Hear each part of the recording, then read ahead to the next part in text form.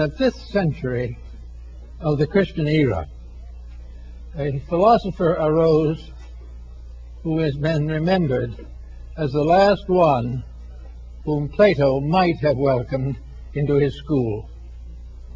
Boëtius, a magnificent person, came in a time in the history of Europe in the Dark Ages was a tragic ground for thinkers, and most of those who had really important things to say perished. Boëtius was one of them. He was sentenced to death, remained for years in a lonely prison, and was finally executed. Before his death, he prepared a little work called The Consolation of Philosophy, and this has become one of the great classics of the world, for it reveals things about philosophy and wisdom that I find in no other writing, either contemporary or later. Actually, we must therefore bear in mind that Boëthius was a very devout scholar, a person of great personal integrity, who devoted most of his life to the search for truth. And every little fragment of truth he found, he served and tried to bring it to the attention of other people. Therefore, we may say definitely that he lived in love of truth, and he died in the consummation that his love had not been in vain. So we start with this problem by introducing a little part of the story of Boëthius. It seems that in this lonely stone prison where he remained for some time before his execution, he was alone with his thoughts.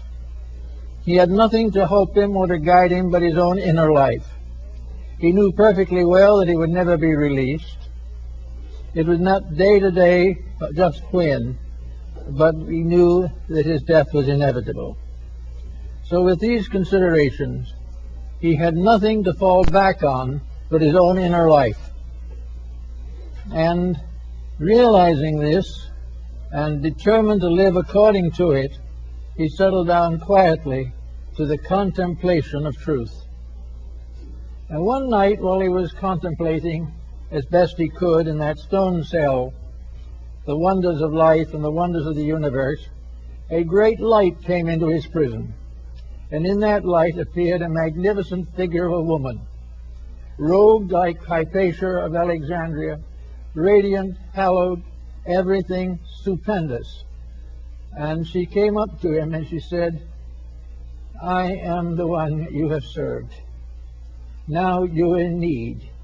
I will serve you." And she explained to him very definitely that all he had learned to help other people had created for himself a debt which truth owed him, and that as long as he remained in the material world, truth would lead him, guide him, and to give him the intelligence and the wisdom and the love to face the things he had dreamed of and believed. As a result of that, his essay on the consolations of philosophy has become a classic. It was in this realization of the return of the good deed to the one who does it that Boëthius became aware of something, namely that truth is not a word.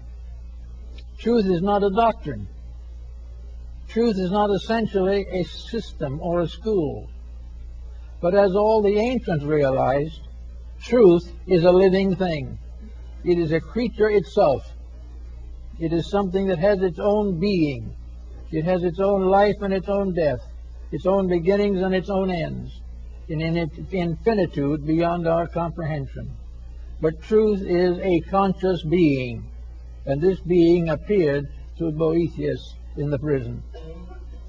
And from this truth he learned to live from day to day. He gained then the answers to all the questions he had asked. He gained knowledge of the distant places and the high places and the low places. He learned all the mysteries of space and time. He suddenly realized that truth was a great teacher, the one thing in life that knew. The truth alone could lead man to perfection. And this perfection he had to earn by giving his own life to truth. Therefore, we are able to follow some of the thinking of the ancients concerning the mysteries of life. We think of things today merely as objects. We think of hope as some kind of a word representing an emotion. We think of wisdom merely as mental penetration. We think of love as merely a personal emotion of our own, shared by others, but still merely an emotion. But to the ancients and to the wise, these so-called things were actually beings. Love, it was a reality, it was a creature, it was not merely a relationship. And from all the ancient and classical writings we find that the Greeks, the Egyptians, and Persians, and nearly all foreign peoples have personified their virtues. When they think of strength, they think of a certain power. When they think of wisdom, they think of a person who is wise. And so the ancients created gods for every emotion, every thought, every attitude of the human mind. Therefore we have Jupiter ruling over one thing, we have Saturn ruling over something else. To us these things are meaningless. We have a very different code. But to the ancient people, with their mystical opportunities, these different things were realities. Hope was a being, not a thing. Hope was something that grew like a child in its mother's womb. Hope was a great moment of veneration, like the individual taking holy orders. All these things were part of a being, and all great good things are beings. They are personifications or embodiments of principles, and they appear to us as a kind of language of symbolism, a language which enables us to share in the wisdom which they impart. So Boethius in his cell saw in the vision of the power of enlightened love the fulfillment of a dream, the dream of the ages. He was told by this radiant vision that she had been with him from the beginning. The moment he dedicated his life to truth, she was with him.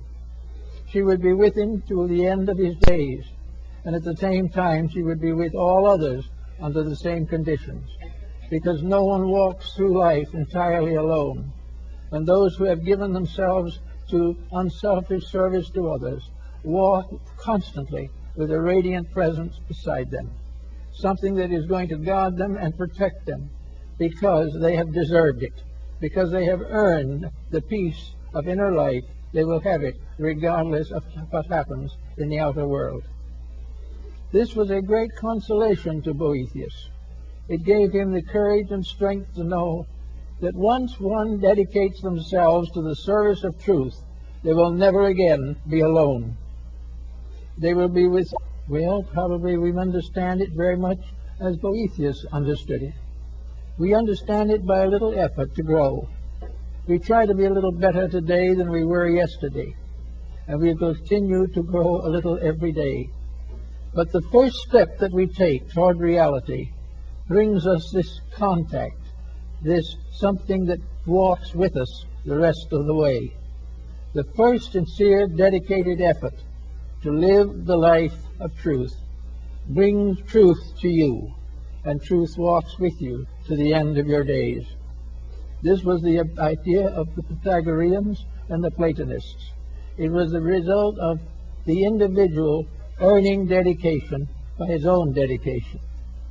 When we do a definite good thing, when we serve those in need, when we improve the nature of our own contemplations, we have made an important connection in life. And once this connection is made, it cannot die. Once we become aware, once we have given birth out of our own souls to the soul of truth, that soul will live on. It will go with us, maybe age after age. We may backslide and forget and lose and transgress, but once we have made a sincere effort to try, we have taken the first step to eternity. We have taken the first move in the direction of everlasting peace. And therefore it was quite proper for these ancients to think of love as the faithful friend, something that could carry on beyond all of the powers of the mind. The mind can be deceived, the body can be punished, but the truth in the soul goes on. Nothing can stop it once it has started. And the first good deed dedicated unselfishly is the beginning of the long road that leads to regeneration. Buddha brings us the same point when he says that the journey to truth begins with a single step. The single step in the Greek system was the first absolutely unselfish, dedicated effort to serve. The one moment in life when we outstrip ourselves, when we are bigger than ourselves, and place a common good above our personal advantage. As long as we are selfish, truth remains alone for us and weeps. The moment we are selfish in our thinking, or in our actions, or in our codes of life, we cut ourselves off from the eternal love which is saved for us in the wonders and mysteries of the mystic life. So it's after a certain period we do make this effort. It becomes, as Buddha pointed out, after the first step, the second step is a little easier. But of course, all through the first steps and the second and the third, there is the pressure of outside forces. We are constantly under tension and stress and temptation. But as the moment we begin the journey, there is something there standing with us. When the good deed stands alone, as far as we can tell, it is standing actually in the presence of the principle of good in space. There is only one principle of good. It's not a principle of this being right or that being wrong. It is a simple, actual adjustment within ourselves. It requires no intellectualism. It requires no vast store of knowledge or insights. But these may contribute to it. But it is a step from the selfish to the unselfish, from the dark into the light. And once when the individual makes this dedication, he is pressed gradually forward, one step at a time, to the fullness that he seeks to possess in the fullness of his own maturity. So in the story of now that we have today, in the story of love as truth, we have the concept of a standard of virtue, a standard of integrity that transcends anything that we know in our ordinary material relationships. I think probably the Greeks were very close to the fact when they began to personalize all of the principles and ideal forces of life. The Greeks did not see the earth as a body alone. The Greeks saw the earth as a soul, as a living thing. They did not see the sky as merely a great mass of stars. They saw it as a great mother brooding over the world. The stars in themselves were not just sparks of light or some kind of chemical explosions in space. The stars were beings looking down upon the world. Everything in the world was alive. Everything in the world was conscious. We did not know that consciousness, but by certain growth, by certain development, we gradually reduced the distance between personal understanding and this larger value of life. Now, much of this is symbolic, no question about it, but it is something that we have to give some thought to. I remember a story that Ernest Thompson Seton told me about a meeting of the Boy Scout movement in Canada one year before he was still alive. And he was there, and the young people from all over the area of the United States and Canada were gathered in a large hotel where the meetings were to be held. And a little American boy and a little American Indian boy were in the same room together, looking out of the window, and it was snowing. And the little Indian boy said, this is the great-grandfather. This is the old one. who sits at the North Pole, and he smokes all winter. And every time he empties his pipe and throws out the ashes, it's a snowstorm. All these, you see, are the ashes of grandfather's pipe. The little American boy looked at him for a moment and thought he was insane or something, and said, "Oh, don't be silly. That's nothing but snow." The little Indian boy never did get the idea that snow was anything except the ashes of grandfather's pipe. And this is the truth in almost all ancient beliefs. All Indian peoples had beings at the root of life. All Chinese people had beings. Hindus had beings. Greeks had beings. It is only in our modern scientific world that we transform these beings into the secrets of anything, except the most transcendent material objectives. Actually, the answers to all the riddles of knowledge, the source of energies, the source of life, of time, of life, unit of conscious energy in the great fields of universal life. So we all have not only this type of thing, but we also have to look around us to see what's happening. We look around and we see today the problem of air pollution. With that air pollution, thousands, millions of things die. This air pollution is against the rules. Therefore, nature will never support it. And nature will continue to punish it until it corrects its own mistake. Nature will never permit evil to survive. It will never permit the wrong to win. There will be moments of apparent victory, but they will be followed by years and centuries of terrible defects and disasters. Everything that we have around us lives in a sea of truth, lives in a vast organism that is based upon infinite wisdom and infinite love. These are the ruling powers. The universe is not neutral. It is not simply space. It is not things moving, floating around in a vacuum. It is not formulas that can be put into letters and numbers on a scientific blackboard. Space is alive. Everything that exists is alive. And while we are growing on one level, somewhere else another thing is growing. While we are adding to the wisdom of our own mind, something else is enriching every cell in our bodies. Everything is living and growing. And when the individual interferes with growth, he commits probably the most terrible of all sins.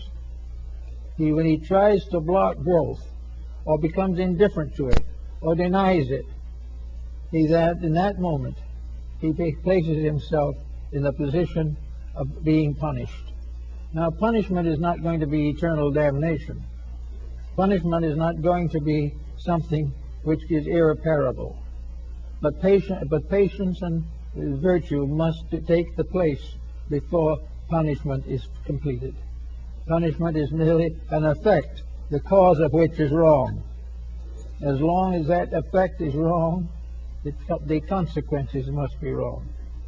And what are the basic rules of this mysterious being, this infinite good one, whom we all worship under one form or another, or most people recognize under the general term of God? What is the law of this being?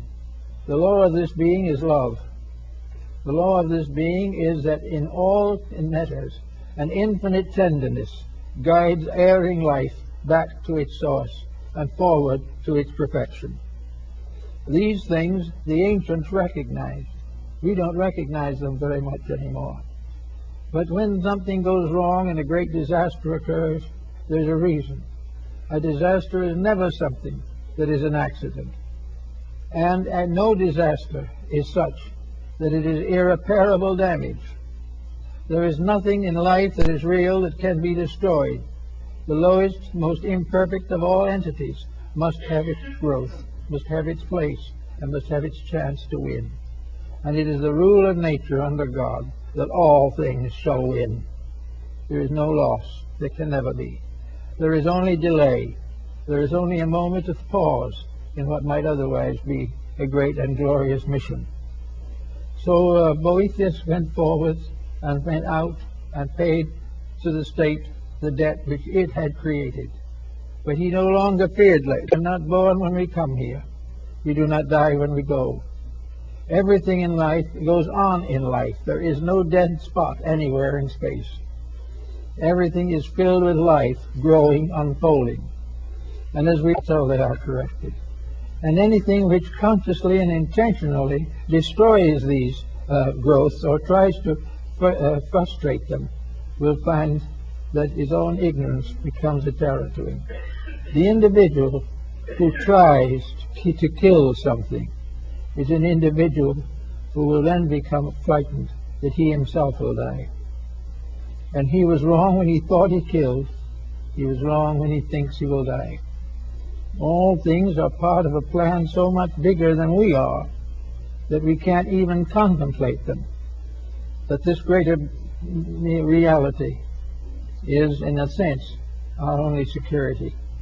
It is the one thing that cannot fail. Politics may rise and fall. They are also entities. And we find that someone talks about the dangers of the capitalistic system. The capitalistic system is an entity. The Greeks and Romans knew it under the name of Pluto, the god of wealth. And the god of wealth is also a divine being. And the god of wealth has to grow and outgrow its own possession of wealth by outgrowing it through all the creatures that it has fashioned. That's why wherever wealth is, it must be outgrowing itself. It must be changing into something better. Because it is alive, it has a continuity of consciousness, and it can never rest until wealth ceases to be a danger to any living thing. Everything is growing towards its own perfection and its own immortality. As we go a little further into this rather complicated situation, we realize that all over this earth there are religions, many different faiths, many different beliefs, so many gods, so many creeds, so many paths that wind and wind. But religion finally is one being, and that one being is what nations of the world have called God. Religion is the lifeblood of God. It is part of this tremendous power whose body nature is and God the soul. So this is a being that we deal with. Religions are evolving. People are evolving. Institutions are evolving. Everything that is born grows. And when its maximum growth has been achieved, it slowly disappears to give rise to a new embodiment of itself in something higher and better. We are desperately concerned today about the future of our world, and from a standpoint of our physical existence, we are well justified. But let us also remember that, as the Greeks realized, our world is alive. Our world is a great being crawling through space, passing through the solstices and the equinoxes, and passing through the arches and ways of heaven. Our earth is alive. This again we have forgotten. Therefore, when we exploit it as we do, we forget the troubles that we cause for ourselves. Our earth is a very benevolent mother, and as a Mother Earth, it is worshipped and recognized by most of the faiths and religions of mankind. This earth is a wonderful and gentle thing. But when we begin to exploit this, we recognize that we are doing an evil. We are trying desperately to corrupt something that cannot ultimately be corrupted. The kindly mother becomes the stern parent. When we abuse the powers which are given to us, these powers must punish us. Because in the final end, if you do not punish when it is necessary, the ultimate victory cannot be attained. So we have an earth now that is worthy of our consideration, not simply because it is a heap of dirt, not because it is filled with earth or covered with plant life. An earth that is alive as a being, an earth which is worthy of our love, worthy of our tender support, and constantly needing our agreement with its own laws. Unless we keep the rules of earth, earth cannot keep our rules. If we do not give opportunity to all the different forms of life that exist here, these forms of life become shadows and become negative factors at endangering our survival. Yet there in nature there is not one single force that is angry. Nature has never known anger. That is something that the human being has developed. As a kind and loving mother, we would chastise the child, but never to destroy it, only to help it to attain to its own maturity. So when something is wayward, we set up problems to bring it back again into patterns. And to do that, the world is given all forms of educational help. We were given the wonders of nature, and the final textbook, which, as Lord Bacon pointed, is written in the stars and in the elements and in the earth. Paracelsus also tells us that the rest can go on to something higher and more noble. It is a great school, so to say, but the teachers are alive. They're not books. They are the very living essences of nature itself. They are power little, the problems will become less. So Boethius went forth to die, perfectly content, realizing that he lived in a world which not only he had helped to improve, but would continue to serve his tries, unless it has a vision of something better. It may not know how to attain that something better, but if it is willing to try, it means it grasps the possibility of improvement. The moment the individual was not supported by sufficient energy, sufficient libido to survive and amount to anything. But ultimately, the effort to grow will produce a fair start. Most of the starts that we have in modern times have arisen within religion. While there are many backstopping and falls in religion today, there is also a great sorry. We are actually embarrassed to realize that we couldn't do better than that. Well, this embarrassment is the beginning of a gradual growth, in which ultimately we will be a little less selfish because we have begun to realize the needs of others. We will become a little more content when we realize the blessings that we already have. And little by little, this grows until it creates an atmosphere of belonging to a growing world. That somewhere in the invisible planes of things are the powers that move all things to the fulfillment of their natural destinies. Little by little, then, we get to be little better people. Now, there comes a time when we have to make a decision or two, because most people are not ready to make a major step away from the familiar. But they are able to do something better. They have been able to straighten out a broken home. They have been able to solve a family feud. They have been able to visualize a better use of what they have. All these things help, and little by little, the individual grows. And the moment he has made a few growths like this, when he has been able to forgive an enemy honestly and completely, when he has been able to prevent an extravagance which he knows he should not have, when he is able to live in his own life without neglecting his children, all these things come little by little until he gradually tries to put his own life in order. The moment he makes this effort, the moment he tries to put his own life into a better social, economic, psychological condition, in that moment, truth comes to live with him. The radiant being takes up its abode in him and will be with him from then on until he makes the ultimate adjustment. It will take him through tragedy without breaking his spirit. He will go through hardships but will not recognize them as evil. He will do all kinds of things because within himself there is a great dawning coming. There is a moment of realization of something better, something nobler, and he sees that the things he has objected to and the things he has rejected, these things were false to begin with, but he didn't realize it. For when the time comes, he will discover that this truth principle within himself becomes the final censorship. Now, this censorship will never be excessive.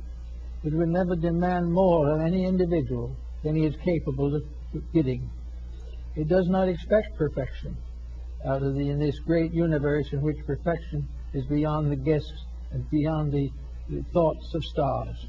But it does mean that little by little he will begin to organize his own material pattern.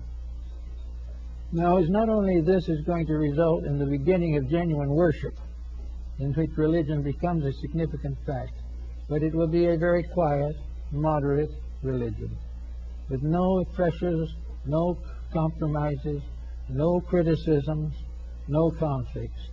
It will be a gentle faith, recognizing that the more of the internal comes out, the better the external will be. Now, in a moment like this, we'll come across another entity worth mentioning. There is another wonderful being that watches our house for a time, has laws and rules that must be kept. And furthermore, it is alive. We know the body is alive.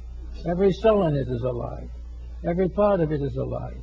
Its own particular living sheath, our completely personal organism. It is the first empire over which we can have dominion. It is the first nation we can govern. It is a better world is a healthy body. The individual must grow out of all these different things, fulfilling the law, meeting the responsibilities, beginning and ending according to a power and wisdom greater than our own, but in all things in patience and acceptance. Keep the rules and learn the lessons of the day.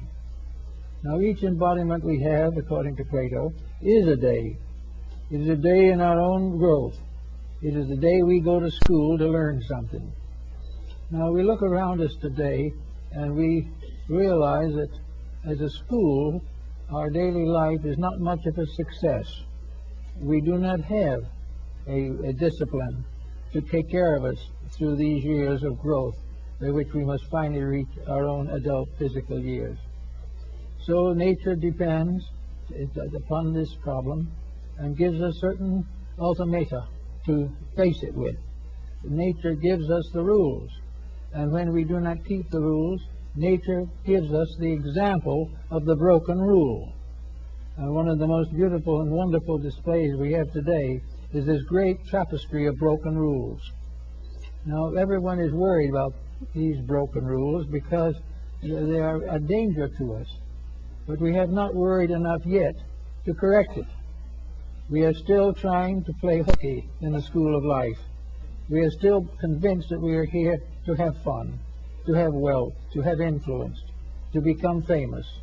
And as long as we do that, the great genius of truth will not be with us. When any ambition is false, it is not sanctified, and it is not fulfilled by the laws of life. Whenever we have an ambition that is contrary to good, that ambition will ultimately destroy us. Whenever we forget our relationship with other living things, when we forget the brotherhood of life, if we get the parenthood of life, in these factors we begin to sound out our own troubles. This is being very clearly indicated today. Boethius is not here to preach, maybe he is, but he was not able to live then to continue into the change that followed the Middle Ages. But we know that the rules of life that we have broken have put us exactly where we are now. Now the question still remains, how does it do it? Why does it do this, and how? Why is it that when we support the wrong thing, we get into trouble? And that is because there is a rule back of it that tells us what the right thing is, and that rule is immutable. If honesty is a universal law decreed in the infinite pattern of things, no individual human dishonesty can survive. Now, when I say survive, it doesn't mean that individual or personality will perish, but it means that the goal or the attitude will have to change. There is no possible way in which evil can achieve rulership over the world. The battle for the struggle for this control grows more violent every day. The greater the ambitions of the individual, the more terrible his mistakes will be. The more desperately he tries to escape the consequences of his own conduct, the more desperately those consequences will close in around him. He cannot escape them, because there is something in life that says he can't escape them. And the symbol of that something in ancient times is the great mother of mysteries, the great mother of the world. For all physical creatures are under one motherhood, the motherhood of the mysteries, the motherhood of the Virgin of the world, the motherhood of the mother who remains a virgin forever and bears children unto the eternity of things. All these wonders and mysteries are very simple. But the great mother of earth, the great mother of the mysteries, is nature itself, not as a blind force run by physical means and few chemical symbols to tell what it is, but a living, vital force that dreams, thinks, hopes, prays, does everything necessary to bring home the wayward children. That something which knows that the problem must be solved, that there can never be allowed for evil to survive, that never can ignorance prevail, never can violence destroy peace. And in the process of doing this, we find, or nature finds, the individual, unfortunately, lacks the internal resources to make the proper decisions. He cannot say to himself, I have told a lie, and therefore I must correct it. The individual tells the lie, thinks he gets away with it, and then a consequence sets in that hurts him. And this consequence that sets in is the only way that he can learn not to lie. He cannot be expected at this time to come to the moral solution all by himself. If he does come to that solution, it is because he is already on the road that leads to light. He is on the way to something better. But for most persons, responsibilities must be evaded. They must be avoided in every way possible, because they interfere with the smooth passing of a useless life. But that is the problem. There can be no smooth passing of ignorance. There can never be a success built upon stupidity. There can never be a peace built upon violence. There can never be a wisdom based upon a principle of ignorance. All these things have to be worked out in their own nature. And therefore we are all concerned every day with the world around us. But the great mother of mysteries is with us. She is brooding over us now, just as she always has. She is the one that is constantly waiting to bring the wayward children back again to the rules. And she will never stop until they come back. No one will ever be permitted to be prudent, to be a truant. Actually, the truant will hate punishment. The dope addict will hate to be prevented from gaining his justification or his pleasure from the narcotics. He will try everything he can and will hate the laws that prevent him from doing what he pleases. But above the laws that will make us do what we please, there is a great law that tells us we must do that which is right. And in this way, we gradually discover that there is a universe of intelligence, a universe of wisdom, a universe of good, a universe dedicated to the service of eternal truth and dwelling forever in the presence of the divine being. Therefore, if we go along a little, as Boethius did, we may come to the gate that leads out from this life into something else. But when we go through, we will make the discovery that we have not been cast again into shadow, but that the light in ourselves, if it is there, will never leave us. And no matter what happens from that time on, truth will prevail in us. And that means that peace will take over. Now, if truth prevails in the average person, let's take an example, a very concrete one, of just how it operates. Supposing truth in the case in consideration is a problem of maintaining the health of the physical body. This is something that is very significant today. The physical body is, in a sense, our child. Each person has a body that is a kind of psychological infant with which he has been endowed, and we must train this body to serve him, or else he must relinquish his leadership and let the body take over. If the body takes over, he's in trouble. But he doesn't know he's in trouble, because if the body is gratified, the rest of him goes to sleep. But the real fact of the matter is the body has to be brought into harmony. It has to be disciplined. Now, when the body is brought into discipline, it is said to be healthy. When the soul is brought into discipline, it will be said to be healthy. When the infinite in man is brought into discipline, then the universal being is healthy. Every compromise that destroys the leadership of the superior over the inferior is dangerous and must be carefully avoided. So we know from every experience of living that we can and do have the power to change things, to make them what they should be, to accomplish that which is necessary for the common good and for our own good.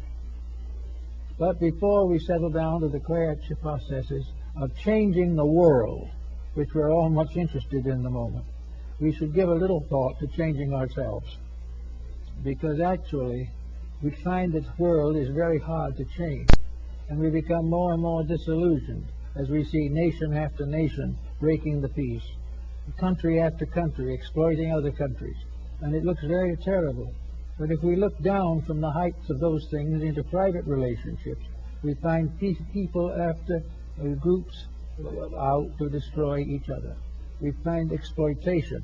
We find the effort to dishonorably accumulate at the expense of others. We find the broken home and the broken heart and the broken body. So that we know that the great change that is necessary, we have not even been able to make in ourselves. Little by little, however, we have an answer to this. As the health problem goes along, we suddenly learn that there are ways that health can be improved. But improving health is nearly always a discipline. We have to do some things differently. We have to sacrifice some excess in order to achieve moderation. We have to do something right in order to nullify that which is wrong. So we discover that only through discipline can we bring ourselves back into harmony. And in the moment we come back into harmony, the mysterious power of nutrition, which is another being, another radiant character, that nutrition can take over and do properly for us. All of the gods of antiquity must manifest through disciplined bodies. We think of wisdom, it's only possible through a disciplined personality.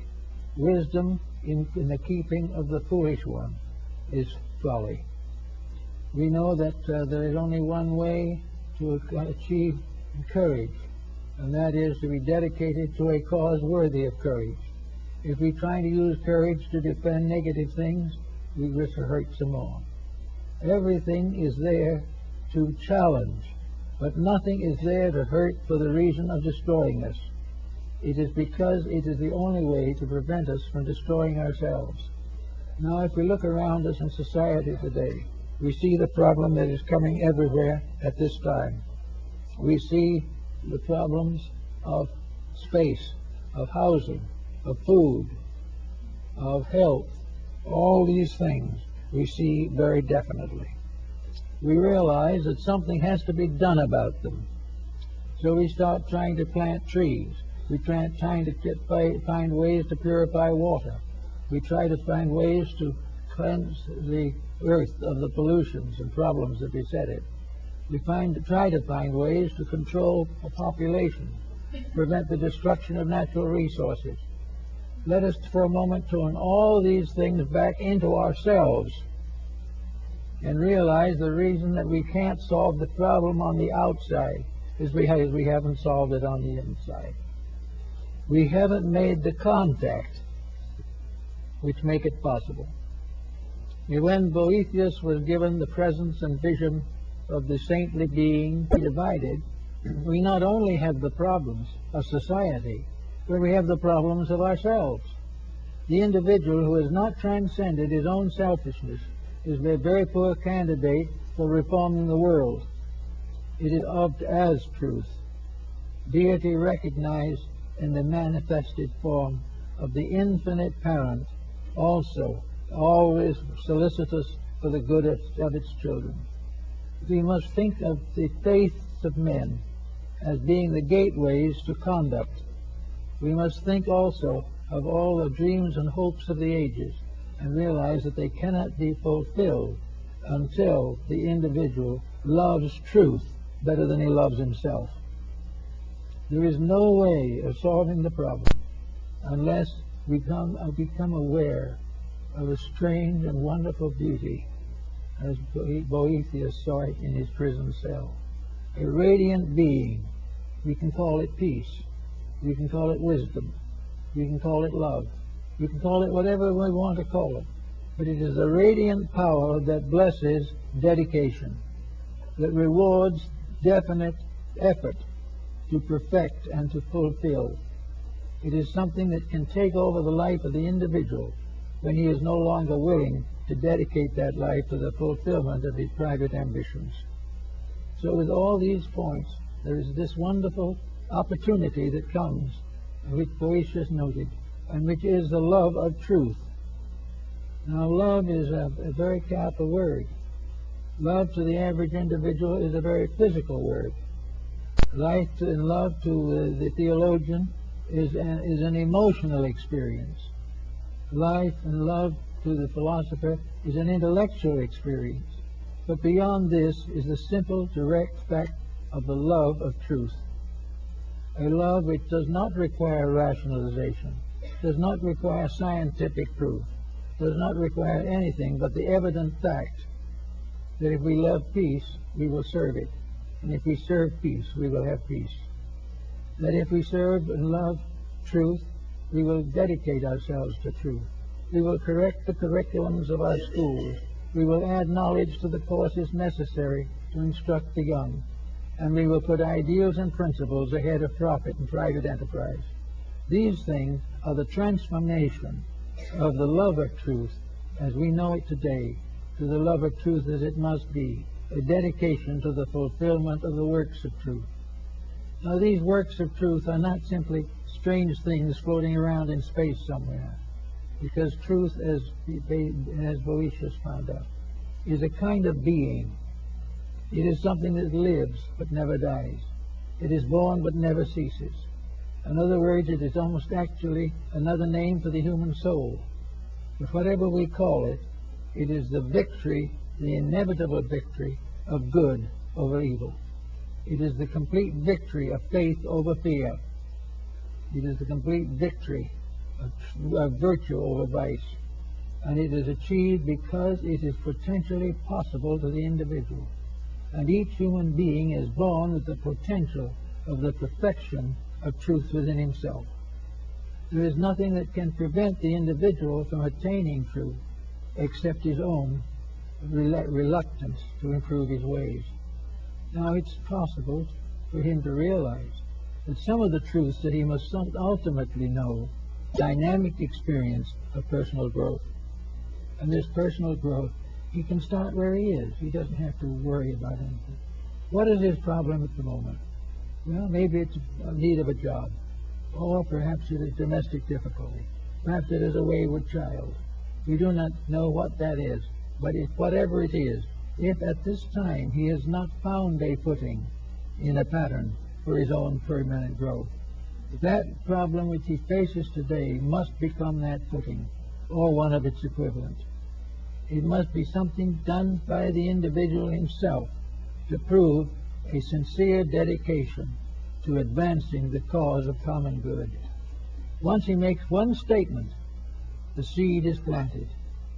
And once the seed is planted, it will never die. It leads, one good deed leads to others. One bit of wisdom leads to greater wisdom. One concept of the divine love of God for man is fulfilled in the divine love of man for God. These things are all part of a wonderful mystery, truth in a mystery, love and wisdom in a mystery. All these things we have to face as coming to us in the course of years. So we can wait in our own way for the radiant woman who comes to the prison cell and says, you have served God all your life. You have been a good person, and you are not going to be deserted in your gray hairs.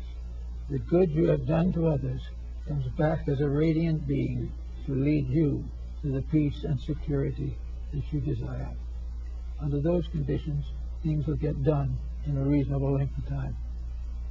Thank you.